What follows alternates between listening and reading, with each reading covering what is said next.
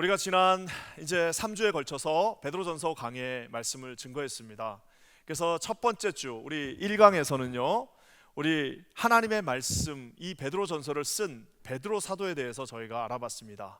그래서 베드로 사도는 예수 그리스도의 베드로, 그리스도의 베드로, 사도로 보냄을 받은 베드로라고 하는 세 가지 수식어를 가지고 저희가 말씀을 보았습니다.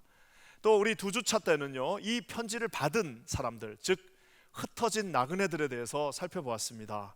우리 이 흩어진 나그네를 우리 하나님께서 그냥 여기저기 흩은 것이 아니라 그분의 철저하게 미리 아심에 따라 하나님의 보호하심 아래 그 택함 받은 자들을 흩었다고 우리가 두 주째 강의를 통해서 보았습니다. 이제는 3강을 통해서 우리 지지난주 3강에는요 하나님께서 그냥 흩어만 놓은 것이 아니라 산 소망을 그들에게 주셨다고 말하고 있습니다.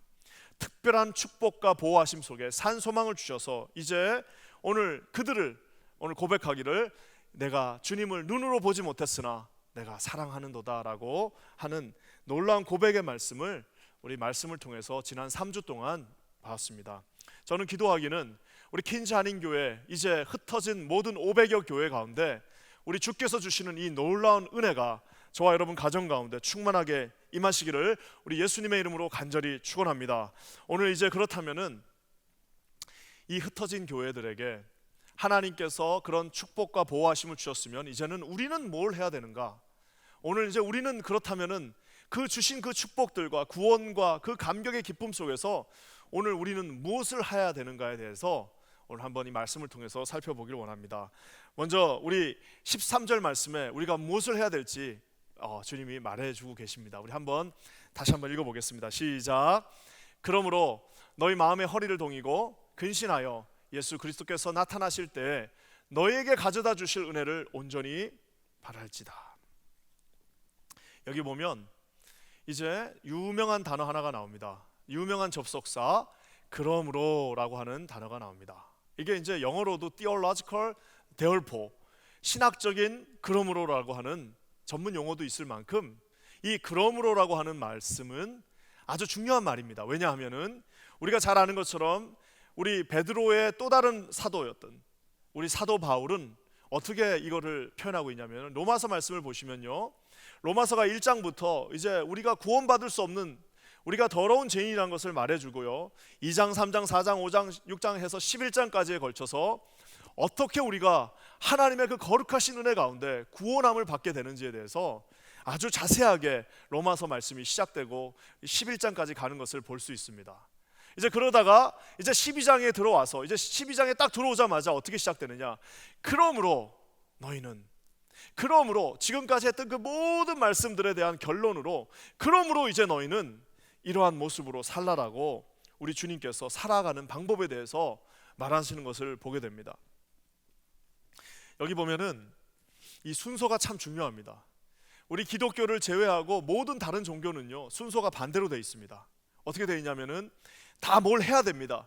기도를 해야 되고 공양이 300석을 바쳐야 되고 뭔가 세크리파이스를 하고 이걸 하고 저걸 하고 이거를 지키고 저거를 하고 그러면 너희가 구원을 받는다라고 얘기하는데 기독교는 완전히 반대로 먼저 구원해 주셨고 그러므로 그 다음에 너희가 최소한 네 양심에 따라 이 정도는 살아야 되지 않겠냐라고 주님이 말씀하시는 것을 봅니다. 이 순서가 우리 기독교와 다른 모든 일반 종교와의 그 차이를 말해주고 있기도 합니다. 아까 제가 얘기한 것처럼 사도 바울이 로마서에서 11장까지 우리 하나님이 주신 그 놀라운 은혜 말한 다음에 그러므로 너희는 이 세대를 본받지 말고 이제부터는 이렇게 살라고 말한 것처럼 오늘 베드로도 같은 패턴으로 너희들에게 하나님께서 이런 보호하심과 축복하심과 구원의 그 보배로운 피로 구원을 주셨는 그러므로 이제 너희는 이렇게 살라라고 하는 약속의 말씀을 우리에게 주십니다. 근데 여러분 중요한 거는요 그 약속의 때가 언제라는 거예요. 여기 우리 말씀을 보면 13절에 그 약속의 때에 대해서도 말해주고 계십니다. 우리 13절 말씀 보면요 이렇게 나와 있어요. 예수께서 나타나실 때 그 주님이 많은 은혜를 주시는데 그러므로 너희는 예수님이 나타나시는 그때에 너에게 가져다 주실 은혜를 온전히 바라라 라고 말하고 있습니다. 주님이 나타나시는 그때가 언제일까요? 주님이 나타나실 때를 우리가 세 가지 정도로 볼 수 있습니다. 하나는 언제냐? 진짜 말 그대로 예수님께서 다시 재림하시는 그때. 그리고 또 한 가지는 우리가 주님께 갈 때. 그래서 우리 옛날 찬송에 보면은 주님이 오시든 내가 주께 가든 이렇게 표현하는 그 말씀이 바로 여기에 있습니다. 주님이 세컨 커밍으로 재림으로 다시 오시든 아니면 내가 주님께 가든 그때가 있고요. 또 한 가지 마지막 세 번째는 이제 주님의 때가 차서 주님께서 다시 우리에게 그 은혜를 주실 때 그때를 바라면서 너희는 간절히 그 은혜를 바라라고 말하고 있는 것입니다. 저는 이 세 가지 때가 다 중요하다고 보는 사람입니다. 하지만 오늘 저는 이 말씀의 포커스를 세 번째 때, 즉 언제입니까? 우리가 이제 이 500여 교회로 다 흩어져서 오늘 예배드리고 있습니다. 참 우리 성도들 정말 대단하신 것 같아요. 그 예배 들어오는 숫자들을 우리 체크해 보면은, 실시간으로 체크해 보면은 우리 원래 있던 그 숫자랑 거의 똑같습니다. 참 이게 보면은 참 우리 성도들이 어디 가지 않고 이 예배의 시간을 지키면서 나중에 그냥 녹음된 거 들을 수도 있는데도 불구하고 다 예배 드리는 모습을 보면 얼마나 아름다운지 모르겠어요. 지난주에도 예배 들어오신 그 사진 컨테스트를 보니까 다 어떤 분들 양복 다 그대로 입으시고 교회 오는 것처럼 양복 입으시고, 어떤 분들은 심지어 지난주 부활절 예배다 보니까 흰색 양복 입으시고 또 헌금함 만들어서 거기다 헌금 다 내고, 이런 모습들이 참 보면서 제가 참 우리 성도님들은 예배를 정말 사모하시는구나 라고 느꼈는데요. 자, 우리가 이제 이래 흩어져서 드리는 예배가 아니라 언젠가 우리가 다시 이 자리에 모이는 그 감격의 날, 그 감격의 그 하나님의 그 때가 찬 그 감격의 날에 주님이 주시는, 온전히 주님께서 주시는 그 은혜가 이 자리에 있다라는 사실입니다. 저는 기도하기는 오늘 제목의 말씀처럼 우리 주님께서 그 시간에 가져다 주실 그 큰 은혜를 바라면서, 그러므로 우리가 해야 할 일들 한번 오늘 말씀을 통해서 살펴보길 원합니다. 우리가 하나님께서 주신 그 크신 은혜에 감격하여서 그러므로 우리가 다시 만나는 날까지 해야 할 일들, 더 넓게는 우리가 주님께 가는 그날까지 해야 할 일들, 오늘 이 말씀을 통해서 한번 살펴보길 원합니다. 먼저는 우리 15절과 16절 말씀입니다. 하나님 앞에 우리 한번 함께 읽도록 하겠습니다. 시작. 오직 너희를 부르신 거룩한 이처럼 너희도 모든 행실에 거룩한 자가 되라. 기록되었으되 내가 거룩하니 너희도 거룩할지어다 하셨느니라.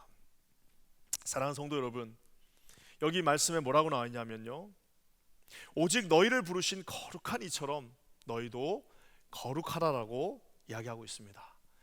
지금 우리가 이제 가정교회로 흩어져 있습니다. 다 흩어져 있고 이제 우리가 다시 만나는 그날까지, 그러므로 우리가 준비해야 될 한 가지가 있다면 주님께서 주신 이 거룩함을 다시 회복하는 것입니다. 아까도 제가 얘기한 것처럼 우리는 먼저 거룩했기 때문에 주님이 우리를 그래서 구원해 주신 게 아닙니다. 저와 여러분이 거룩했기 때문에 그래서 구원받은 것이 아니라 구원받았기 때문에, 구원해 주셨기 때문에 거기에 감격하며 그러므로 우리가 거룩해진다라는 사실을 사랑하는 성도 여러분 반드시 기억하시기를 우리 주님의 이름으로 간절히 축원합니다. 마치 이거는요, 어떻게 표현하는 거냐면, 내가 거룩하니 너희도 거룩하라고 하신 그 말씀은 이건 마치 부모의 마음의 말씀이기도 합니다. 내가 부모로서 거룩하니 너희도 거룩하라라고 하는, 자녀들은요 어떻게 해서든지 부모를 닮게 있습니다. 유명한 시에도 나와 있잖아요. 어느 날 일어나서 거울을 봤더니 그 거울에 자기 아버지가 계세요. 그 거울에 자기 아버지 모습이 있습니다. 20, 30대 때는 모르죠. 20, 30대 때는 아버지한테 신경도 있습니까? 모르죠. 이제는 나이 먹어가면서 40대, 50대, 60대 자기가 아이들 키워가면서 이제 그때 아버지가 어떻게 생각하셨을까? 아버지는 얼마나 힘들었을까 하는 그 생각이 드는, 그 철이 드는 나이가 될 때쯤 되면 어느 날 아침에 일어나서 헝클어진 얼굴을 보면서 거울을 딱 봤더니 내가 생각했던 그 아버지의 모습이 거기 그대로 있습니다. 여러분, 이만큼 유전이라는 것은 무섭습니다. 그래서 여러분 오죽했으면 예전에 김동인 선생의 발가락이 닮았다라고 하는 단편 소설이 있습니다. 발가락이 닮았다라고 하는 단편 소설, 참 해악이 풍자가 있는 소설인데, 거기 김동인 선생의 그 소설에 보면은 자기 아들도 아니에요. 자기 자녀도 아닙니다. 근데 그 자녀를 보면서 뭐라도 하나 찾는 거예요. 닮은 거. 뭐라도 하나 찾으면서 맨 마지막에 뭐라 그럽니까? 아무것도 안 닮았는데 발가락이 닮았네 하면서 하는, 그때 주인공이 아마 M이었던 것 같은데, 그 발가락이 닮았다라고 하는 말도 되지 않는 거다라도 하나 찾아서 자기 자녀인 것을 어떻게 해서든지 증명하라고 하는 것처럼 오늘 우리 주님께서 우리에게 말씀하고 계십니다. 내가 너의 아버지로서 거룩하니 너희도 내 아들로서 내 딸로서 거룩하라라고 오늘 우리에게 말씀하고 계십니다. 우리 말씀을 자세히 읽다 보면은요, 18절 말씀에 보면 조상이 물려준 헛된 행실이라고 표현하고 있습니다. 하나님 아버지를 닮지 않고 우리 조상들이 물려준 헛된 행실들, 참 저는 이 표현이 너무 재밌습니다. 우리 육신의 조상들, 우리 육신의 부모들, 우리 육신의 그 모든 우리를 서라운드하고 있는 모든 환경들과 내 모든 그 뭐라 할까요, 나를 감싸고 있는 모든 상황 속에서 우리가 무의식적으로 배웠던 모든 그런 헛된 행실들을 다 내려놓고, 그래서 성경 찬송가에는 예전에 어떤 찬송이 있습니까? 이전에 행하던 그 망령된 행실을 끊고, 저는 이 표현이 참 맞는 것 같습니다. 그 망령된 행실들, 예수님을 몰랐을 때 했던 그 내 욕망이 움직이던 내 욕망대로 하던 그 모든 망령된 행실들을 다 끊어버리고, 조상이 물려준 그 헛되고 망령된 행실들을 다 끊어버리고 이제는 너희도 나처럼 거룩해지라라고 말하고 있습니다. 예수 믿지 않았을 때에 그저 그냥 내 마음대로 원하던 대로 하던, 내가 내 욕망이 움직이는 대로 내 그냥 하고 싶은 대로 하던 그 모든 행손, 거룩하지 못했던 그 습관들, 거룩하지 못했던 내 언어들, 거룩하지 못했던 나의 모든 그 관계들이, 사랑하는 성도 여러분, 오늘 우리 주님께서 모든 것을 주셨습니다. 그러므로 너희는 거룩해지라라고 말씀하고 계시는, 여러분 그 말씀 앞에 철저하게 순종하시는 저와 여러분 되시기를 우리 주님의 이름으로 간절히 축원합니다. 저는 이 시간이요, 이런 거룩을 연습하는 시간이 됐으면 좋겠습니다. 우리 베드로 선생도요, 우리 거룩을 연습하기 위해서 반드시 해야 될 게 하나 있습니다. 그건 뭐냐? 우리가 잘 아는 것처럼 베드로가 처음 고기를 잡다가 예수님 만났습니다. 고기를 잡고 있는데 안 잡혀요. 안 잡히는데 어떤 한 젊은 청년이 와서 그물을 저쪽으로 던지라라고 했을 때 베드로가 거기다 던졌습니다. 그랬더니 수백 마리 고기가 잡혔어요. 그 그물이 끊어질 정도로 그 많은 고기들이 잡히는 순간 베드로가 느꼈어요. 이분은 특별한 분이시구나. 이분은 정말 그 어떤 신적인 느낌을 받았습니다. 그러면서 베드로가 했던 유명한 고백, 처음으로 하나님이란 존재를 어느 정도 느낌으로 만난 다음에 했던 고백이 뭡니까? 주여 나를 떠나소서, 나는 죄인입니다. 주님 나를 떠나주세요, 나는 죄인입니다라고 고백했던 것처럼, 저는 기도하기는 우리가 하나님 앞에서 이제 500여 교회로 흩어져 있는 이 시간이 철저하게 하나님 앞에서 우리의 망령된 행실들과 헛된 그 과거의 모든 그 욕망들을 하나님 앞에 거룩함으로 무장하시는 시간이 되시기를 우리 주님의 이름으로 간절히 축원합니다. 하나님께서 주신 마음으로, 성령께서 주시는 마음으로 우리의 망령됐던 행실들을 하나씩 하나씩 한번 적어보십시오. 남을 아프게 했던 것들 하나씩 하나씩 적어보십시오. 교회를 힘들게 했던 것들 하나씩 하나씩 적어보십시오. 내 마음 가운데 온전히 양심의 가책을 느껴주게 하는 것들 하나씩 하나씩 적어보십시오. 아마 수백 개, 수십 개가 나올 겁니다. 그것들을 하나님 앞에서 철저하게 회개하시면서 언젠가 우리가 다시 만날 때 이곳에서 하나님이 주시는 거룩한 모습으로 우리가 다시 이 하나님의 전에서 만나게 되기를 우리 주님의 이름으로 간절히 축원합니다. 거룩한 영광된 성도들이 이 거룩한 예배당에서 500여 거룩한 교회들이 함께 모이는 날, 우리 주님이 주시는 그 가져다 주실 은혜를 함께 누리시는 저와 여러분 모두가 되기를 우리 주님의 이름으로 간절히 축원합니다. 여러분, 그러면서요, 주님께서 또 두 번째 부탁하시는 게 있습니다.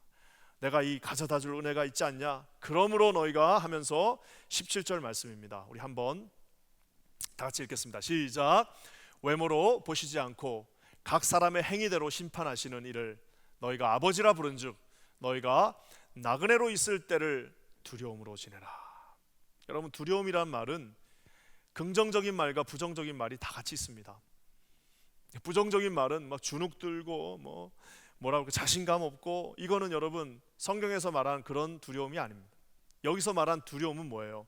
모세가 하나님 앞에 섰을 때에, 그리고 여러분 우리가 아는 것처럼 아까 베드로가 그 하나님이라는 신적 존재를 만났을 때에 그 말한 두려움입니다. 내가 주님을 경외함으로 그 나와 있는 그 경외하는 마음이 바로 두려움이라는 말입니다. 사랑하는 성도 여러분, 우리 마음과 이 말씀에 뭐라고 나와 있습니까? 너희가 나그네로 있을 때에 두려움으로 지내라라고 말하고 있습니다.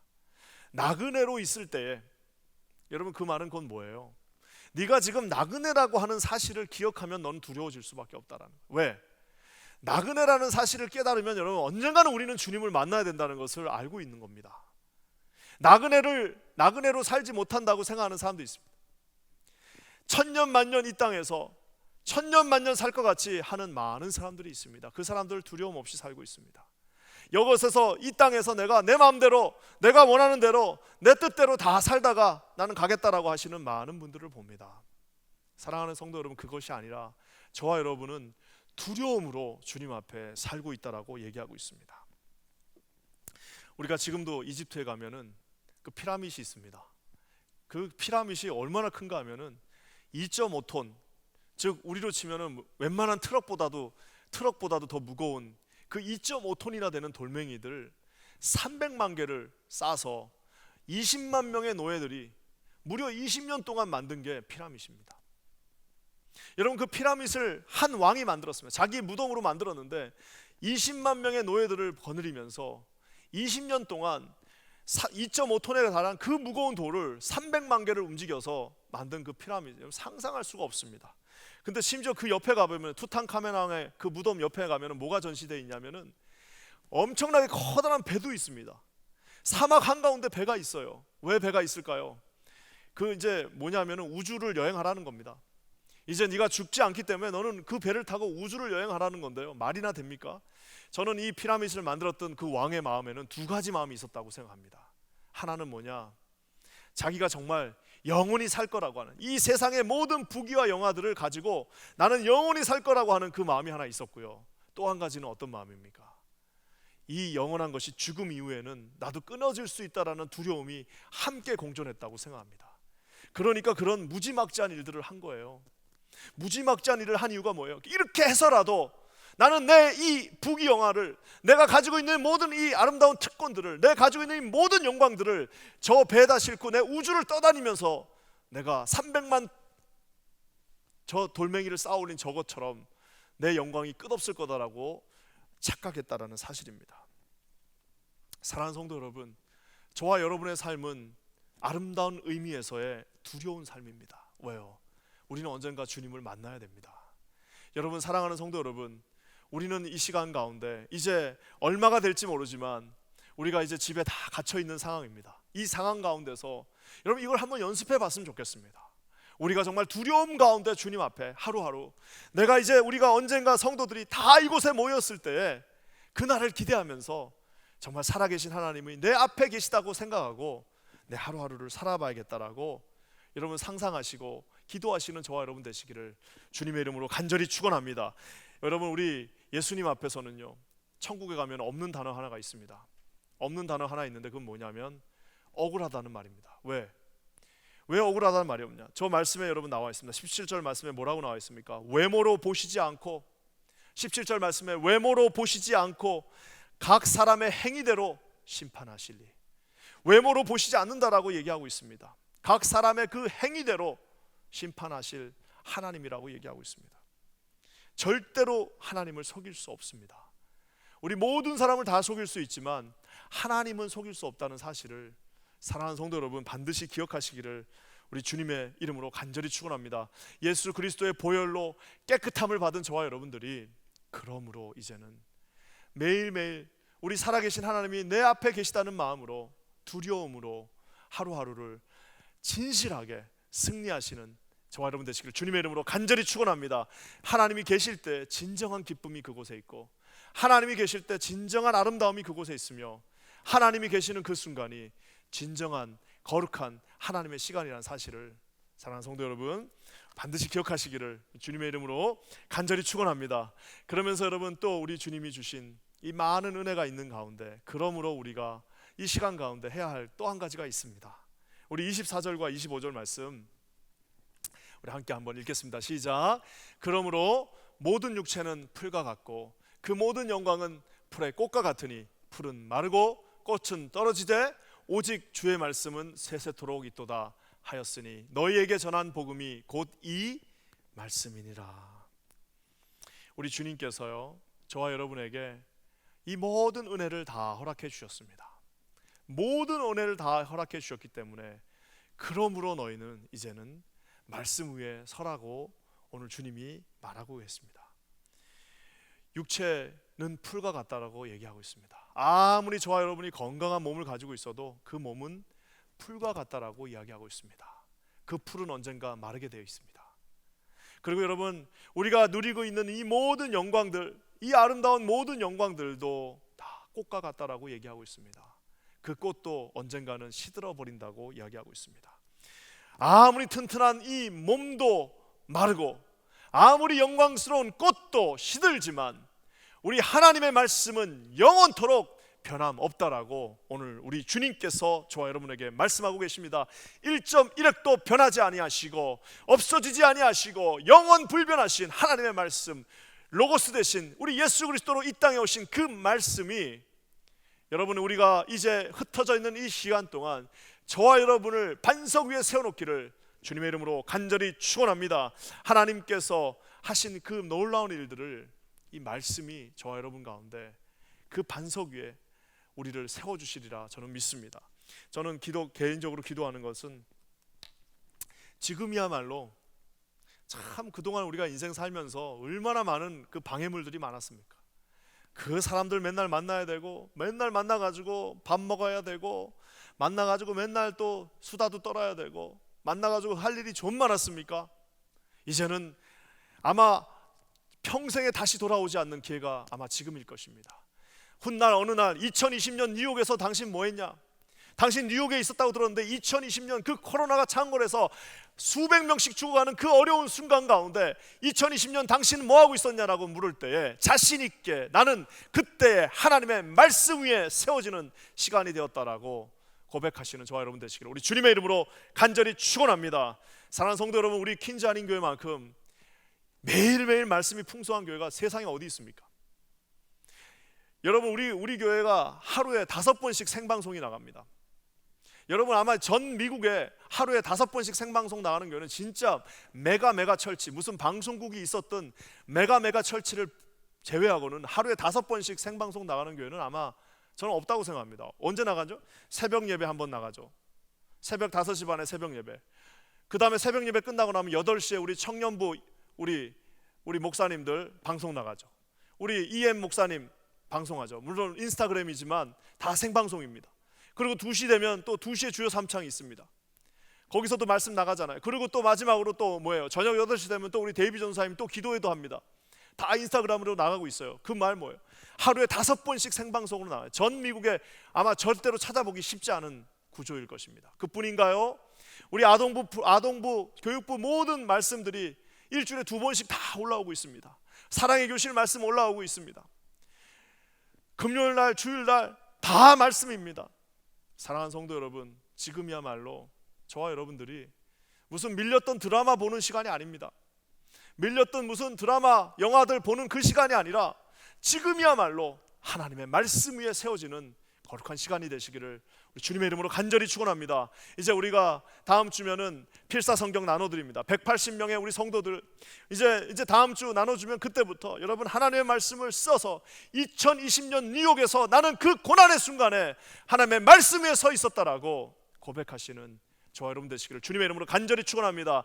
우리가 묵상집을 나눠줄 겁니다. 다음 주에 다 오셔서 하나씩 받아가셔가지고 나는 2020년 뉴욕에서 그 고난의 가장 정점에서 하나님의 말씀을 묵상했다라고 여러분 자신 있게 고백하시는 우리 저와 여러분 되시기를 주님의 이름으로 간절히 축원합니다. 사랑하는 성도 여러분, 이 말씀이 다 뭐예요? 우리 25절 말씀은 끝에 이렇게 나와 있습니다. 오직 주의 말씀은 세세토록 있도다. 오직 주의 말씀은 세세토록 있도다. 너희에게 전한 복음이 곧 이 말씀이다. 너희에게 전한 복음이 곧 이 말씀이다 라고 이야기하고 있습니다. 저와 여러분은 다 빚진 인생입니다. 한 번쯤은 다 누군가에게 말씀을 듣고 복음을 듣고 예수를 믿었습니다.